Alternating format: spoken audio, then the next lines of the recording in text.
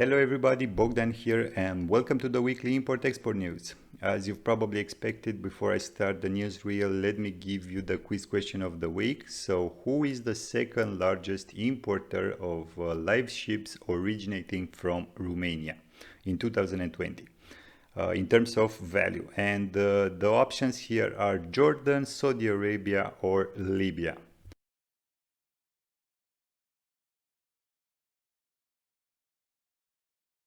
And the correct answer is Jordan, with more than $81 million worth of imports in 2020.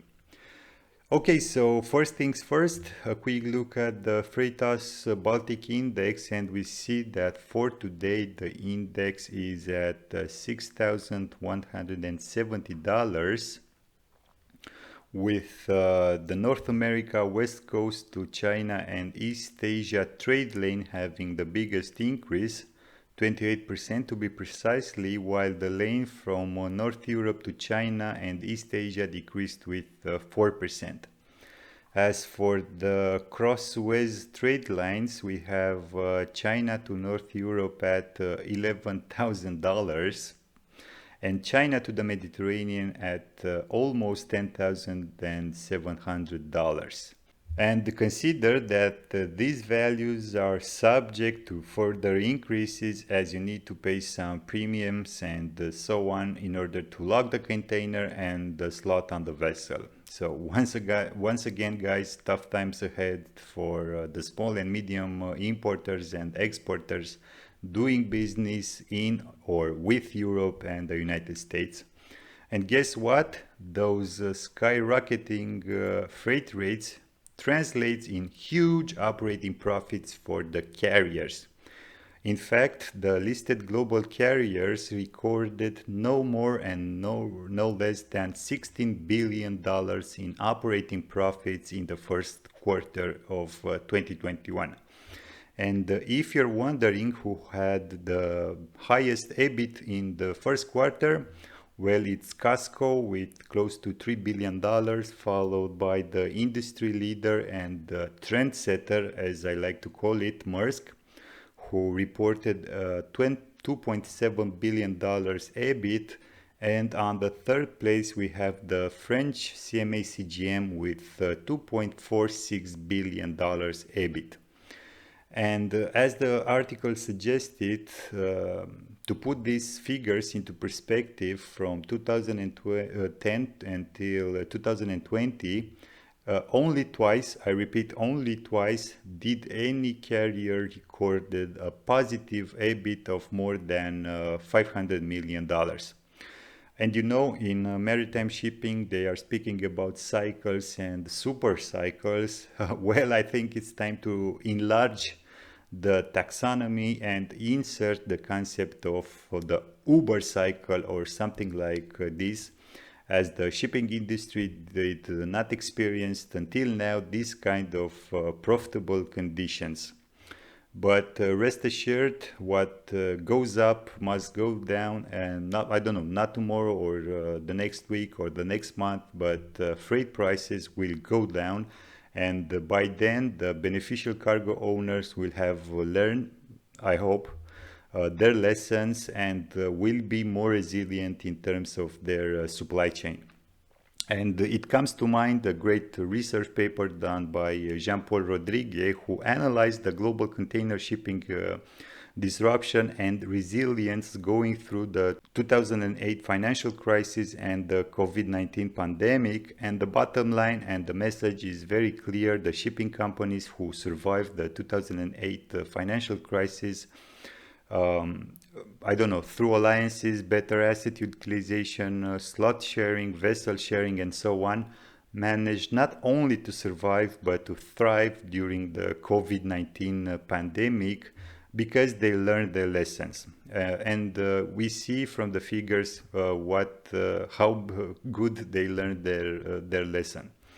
And I bet that this will be the case with the small and medium importers and exporters. I really think that those who will survive this pandemic will be more resilient and stronger.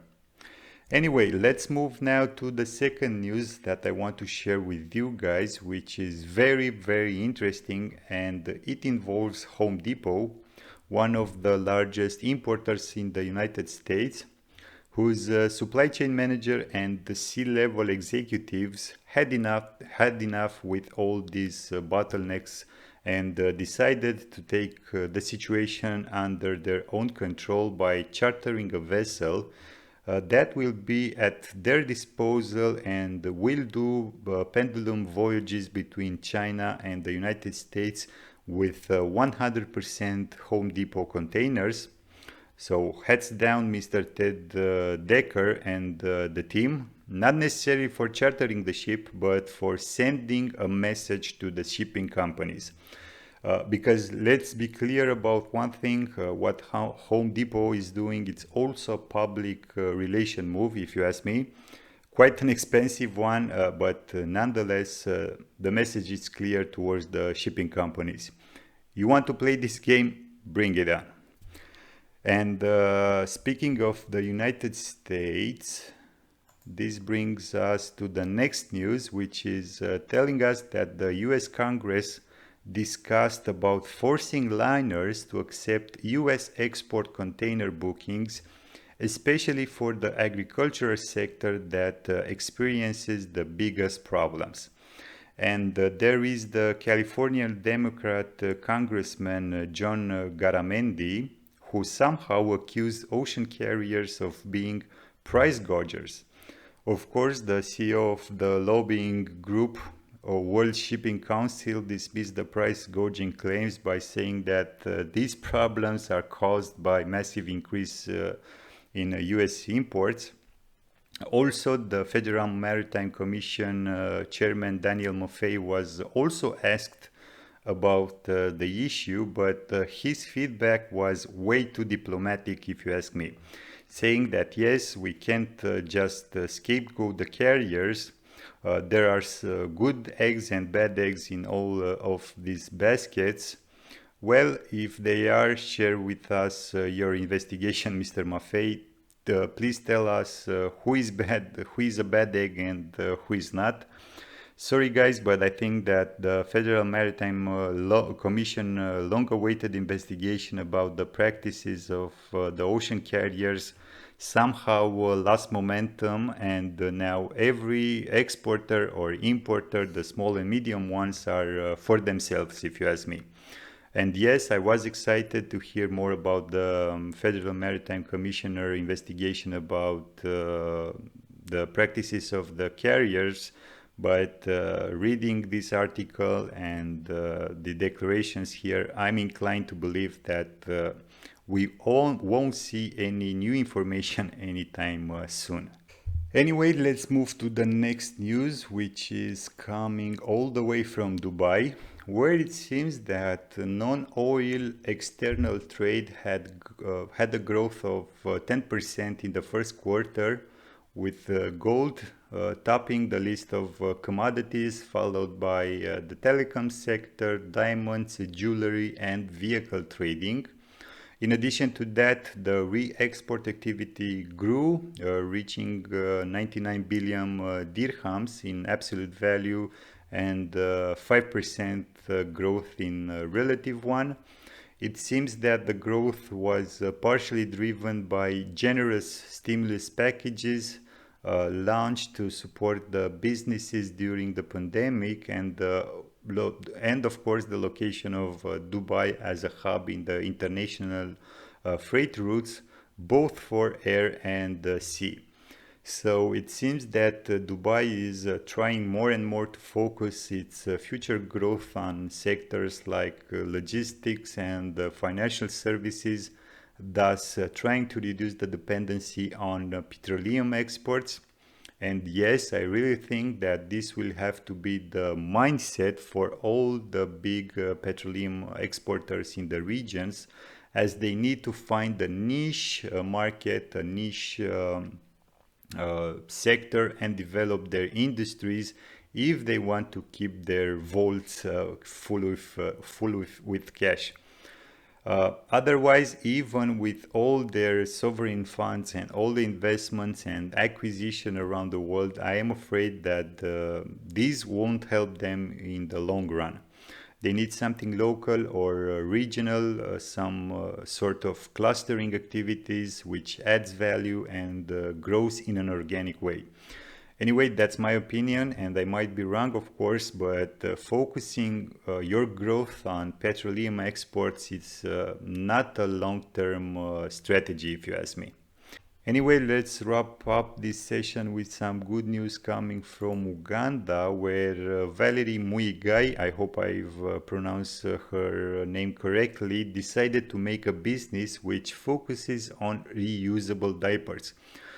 She talks about she started the business on her own hometown, in her own home while working at the same time, and how now has some 40 plus third-party retailers in Kampala, the Ugandan capital. The idea is that I highly recommend to take 5 minutes of your time and read the article. I don't know if you're having a bad day or you have second thoughts about starting your own business.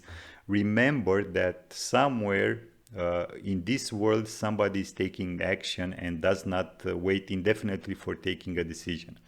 That's my message to you guys. Don't wait until it's too late. And with this message, I wish you all an enjoyable day. Don't forget to comment, of course, hit the like and the subscribe buttons delicately. Be careful. And until next time, keep your business safe. Thanks.